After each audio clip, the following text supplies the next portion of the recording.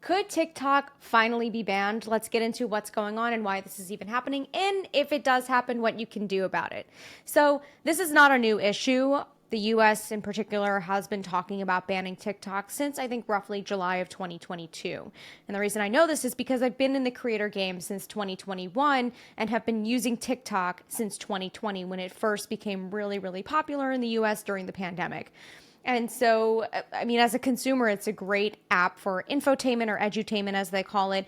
It's also great from a business perspective, not only small creators and influencers, but also large businesses who want to spread their message and their branding all over the internet in a way that can be really quick and viral, hit home with their target audience for a very small price in comparison to other avenues of ads like TV and radio. Now, that aside, the issue of the TikTok ban originally basically started to have this conversation. Basically, the origination of wanting to ban TikTok is around the idea of a data and privacy issue, right? It is a Chinese based company. ByteDance, that's the parent company of TikTok. They own many other apps. I'm sure you've heard of Lemon8. They have a couple other things within their sort of brand, if you will. But TikTok is the one that has kind of taken by storm all over the world. But obviously, specifically, this ban is based on the U.S.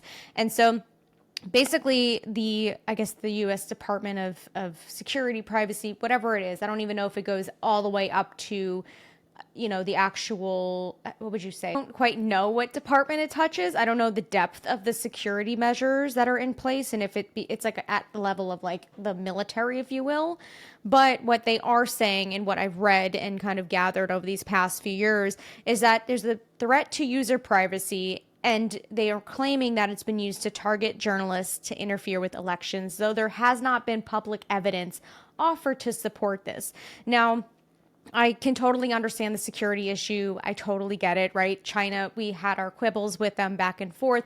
They're not the US, much like China, like the US is not China. Like, we have different rules and regulations. The way that in which we govern our citizens is completely different, or at least on the surface level, that's how it seems. And so, the issue with the TikTok ban isn't so much that it's a Chinese company, right? We don't really care where the company originates, but the issue with that is because it's a Chinese-based company and it doesn't have a US-based entity that is running and governing this.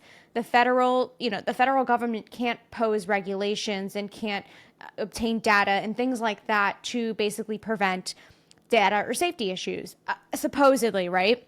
Now, I'm no expert in like security, data breaches, like privacy at all, but that's the general consensus is that, hey, we think there's a safety issue because we ourselves can't get in there to regulate the data and make sure that our users, which are the American citizens, aren't being used for third-party advertisements or being sold their data or like whatever it is. I don't quite know the extent of it, and I don't think they really offered too much of their evidence or reasoning as to why this is happening, which again, they don't necessarily have to. But again, there's a lot of speculation going on in the creator economy as well as just like day-to-day citizens who are kind of waking up to the reality of like, hey, like things aren't 100% what they seem like on surface level. Like things are just not what the government and public officials and just the world says that certain things are. So obviously our red flags, the alarms go up to be like, hey, what is this actually about? Now, if you've been on social, you've been seeing a lot of creators kind of go to DC or different aspects in the world to basically, I would say, not veto against this, but to rebel and do some sort of like advocate for the fact that TikTok should not be banned. It should be used and continually used. I mean, I would not be where I am today if it wasn't for TikTok. And I know a ton of other people who got their claim to fame or start in their business because of TikTok, right? You hear of people who were small businesses, let's say they did knitting or pottery or something, and their business was going down the drain, and then one video went viral and it changes their life. And that's an amazing tool. That's an incredible opportunity that traditional measures like paying for marketing ads and things like that would just be astronomical and not accessible except for large corporations. So the tool of TikTok, which is basically a giant marketing platform, it's phenomenal. I don't think it should go anywhere. Should there be regulation? Probably, maybe. But either way, there are a lot of people right now who are saying this is a violation of free speech for millions of Americans, not to mention the economic problems that could happen as a result for small businesses. And also, let's be honest, big corporations use TikTok as well to market to their audience. So there's a lot of riffraff going on right now. And I think also it's part of the reason why the US government is saying, okay, we're not saying we're going to 100% ban TikTok. The alternative would be that ByteDance, the parent company that is based in China, sells so that their US division, or, whatever the legalities are in the back end to make sure that the boxes are checked from the US, is that they sell to the company that's based in the US so those US regulations can be in place. So this is kind of pushing the owners of TikTok to basically say, like, hey, you either lose all of this that you've grown with our US market, or you're being forced to sell it to the US entity. Now, again, I'm sure there's a lot more going on behind the scenes that we don't know about, but it is really interesting that specifically in articles, they themselves, again, the public department of whatever, basically said that the threat to user privacy was used basically to target journalists and interfere with elections. And I know that it depends, whatever side you're on, whether you're liberal or conservative, right? You're blue, red, whatever. I don't identify as either. I think politics is bullshit, but that's a conversation for a different day. I'd rather vote with my dollars in a different way to create a system I want. But getting back to this, there's a lot of speculation just in general, not just within the creators, but just in general, especially since the 2022 election, because it was a weird year. We had the pandemic, mail-in voting for the first time, all of these super new things. And of course, right, TikTok was around when the election happened in 2020. And it was the first time that us as a community globally could actually communicate with each other, right? We saw a lot of the Paris riots going on these past year, things that are happening in Gaza, all of these different issues that have been going on across the world that we ourselves might have not seen, because the news, the biased news, whether they're being paid off by the left or right, they have an agenda to propose. And for that reason, we don't always get the information that we ourselves need or are craving to get confirmation about. So TikTok is a phenomenal app for that reason, despite, okay, there's some regulations and issues they have with banning certain people and whatever else. Generally speaking, it's a pretty free, in quotations, free platform where you can find information that isn't 100%, biased or bought by whatever. And that's, again, great from a freedom of speech perspective, but it's really shit for people who are trying to, create a marketing ploy of sorts for their campaign for elections, or I would even say businesses, corporations who are trying to skirt around systems or not be pegged as the bad guy, and then they mass fire people or whatever it is. The level of bullshit tolerance that is happening in this world is becoming so thin, and because of the internet, specifically TikTok, people are getting called out left and right, and basically the bad guys can't hide anymore, which is phenomenal, right? That's a great thing.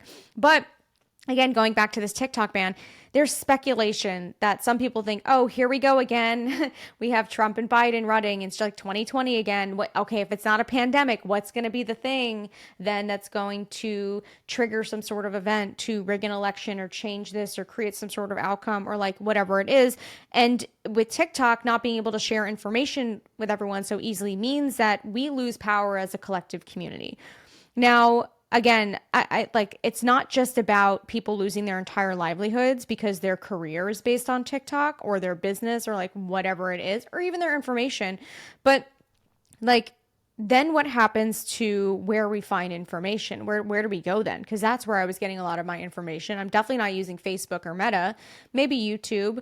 I mean, honestly, I would say podcasts are probably the most worthy in terms of quality, because not necessarily because they've been fact checked, but because of the fact that they are the most, I would say, unregulated in terms of someone's not going to look at every single episode that someone does on a podcast, but right, they would quickly scroll through 30-second videos on TikTok to find something that needs to be banned or whatever it is. Podcasts, I would think, are the most flexible sort of platform that allows complete ownership over your assets, right? So if Spotify decided to kill off, we still have Apple Podcasts, Google Podcasts, all these other places, or just your plain website to post a podcast versus, okay, if TikTok goes away, now what?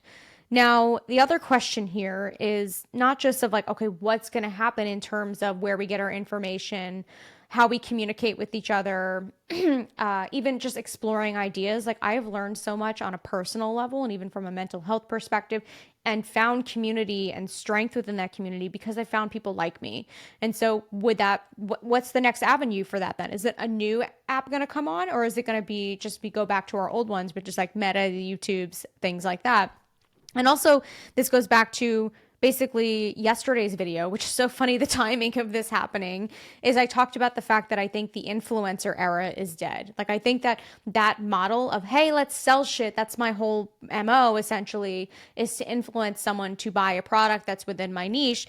Like, I don't think that avenue is going to exist any longer. And especially if TikTok is banned, which has become the place for influencers to live, to do brand deals, and now even with TikTok Shop, like what now happens? This also changes everything because like if being a creator and being an influencer isn't as accessible, right? The novelty then comes back of like, oh, it's actually untraditional now that not so many people can do it. But also, what then happens to the existing platforms that have that short form video content accessibility, like IG Reels and YouTube Shorts? Is everyone who's on YouTube or everyone on TikTok, is it that everyone who's on TikTok is now going to flood over to those platforms? So these already oversaturated networks are going to become even more oversaturated, and we're going to have to go through that really uncomfortable, annoying phase of like tweaking the algorithms and like seeing what happens and like all of that. Now, the other thing too is like, what if a whole new platform arises because of this? Something that is based in the US that checks certain boxes and all of that. And like I don't quite know. And even so, we wonder, would if there was a TikTok based, let's say a TikTok version if there was a US version of a TikTok app, would we even want to fucking be in it? Honestly. And I don't mean that in like a bad way of like fuck America, because the values, the OG values of America, I believe in, right? Freedom and the pursuit of happiness, liberty, whatever. Like all for that. But if you yourself, as again, the government, are trying to say, hey, we want to protect our citizens by banning this company, or you need to move all your shit to the US so we can regulate it, like, to me, that's a bit of an issue. Like, I know that China has their own MO and they have their own agenda on things, and sure, they can sprinkle in stuff within content and subliminal messaging, and like God knows what else is going on behind the scenes that I don't know about and don't quite understand. But even so, this goes back to the bigger issue of like the concept of Big Brother, about them being so far into our shit that if they got the ability to see all of our scrolling patterns and our data and things that we use for TikTok, what the fuck would happen? Because we've already seen problems like that on Meta, right? Facebook and Instagram. So now what? Big question mark. I don't really know. Now, I'm wondering, do you have any other questions about the TikTok ban? What things do you want to know? I wanted to keep it very short and sweet and just give a little bit of my opinion and the things I've heard just in the creator conversations I'm having with my peers. But this will be a major moment, a major pivotal moment. If this gets banned, so many people will be displaced. So many people will be lacking the resources and information they need for basic things like, I don't know, people learning about like neurodivergency, like people finally figuring out, oh, my brain doesn't work the same, or look at all these tools I can use to function differently, or hey, this is how you start a business, or do that, or do this. So I times are weird. We all know this, regardless of where you are in the world. Shit is fucking, it is whack right now. So I'm not surprised that something like this is happening at the same time as an election cycle, as we go through economic changes. Like literally our entire economic system is changing right now. We're going to digital currency. Like things are just very, very uncomfortable and very uncertain. And then jobs, mass layoffs, like there's rumors that even more are going to happen in like, again, I'm not trying to create fear. That's not the point of me sharing this.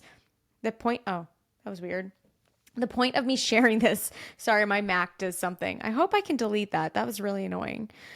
The point of me sharing this is just to give you information so that you yourself can be prepared, and also make sort of, make your own, how would I say, make your own, like come up with your own opinions, come up with your own ideas of what this could mean, what could it do for you, and also if you had existing plans to create something, right? A business or become a creator or something like that. If this happens, what would be plan B? And I also bring this up because the first week in April, I'm launching my podcast Launch Lab. And this is also why I'm like obsessed with podcasting. I know it takes a lot of TLC. I know just like anything, this is not just for podcasting. Any platform you go on, it's not an overnight success thing. You need to work it and figure out your angle and like get into a flow and really commit to it. But you own your shit when you podcast. I own my audio files, I own the videos, I own where it goes, and I own whether it lives or dies. It's not based on a platform saying, hey, we don't want to do this anymore. We're going to pull the trigger or we're going to ban your shit because we don't like you or whatever, or we don't like what you're talking about or violates X, Y, and Z because we're biased and we're paid off by whoever. Like, none of that. You own your shit when you're a podcaster. And so basically, the timing of this is perfect for those, again, who want to create something, but they're like, I don't know what to do. I don't have a lot of money to spend, but I want something of value that I can work on for a while that you fucking own. Podcasting is great. Don't need social media experience, audio editing experience, or any tech background. It's going to be super, super simple. We're going to keep the startup budget and the monthly budget very, very low so you can actually maintain this and make it so that it's super streamlined, no BS, no burnout, make it very, very easy for you. You can have your podcast up and running by the first week in May if you so feel called to actually go through the program with me. But I would say definitely within 4 to 6 weeks of the actual start date, which is the first week in April, you will have a brand new show on the market that you feel really good about. So that's available this week. Only one more day to take $100 off. Use the code FIRSTDIBS, and then after that, it will be full price. But either way, it's a really great price. I've been getting a lot of great feedback that the value's there, so I'm excited about that. But either way, please let me know what you think about the TikTok ban. If you have any insight, I'm sure I'll do a follow-up video once the bill, or I think right now it was passed by the House and it's going to the Senate. So we'll see kind of what happens, but I'm sure over the next week, there'll be a lot of updates pertaining to this, and things are gonna get even weirder. This is the year of weird. So fucking buckle up, bitches, because here we fucking go.